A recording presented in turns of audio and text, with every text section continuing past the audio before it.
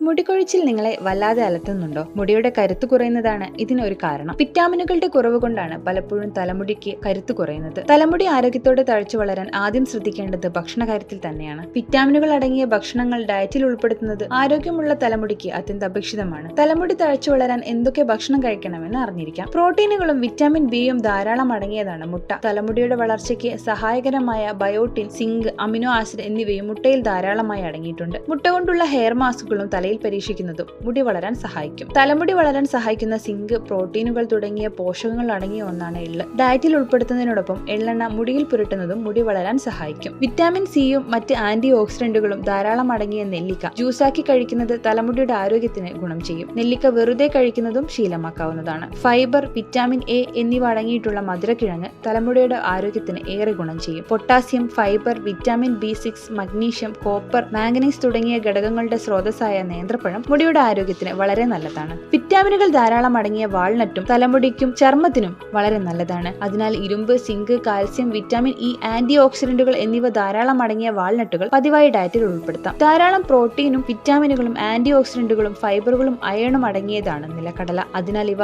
ഡയറ്റിൽ ഉൾപ്പെടുത്തുന്നത് തലമുടി വളരാൻ സഹായിക്കും.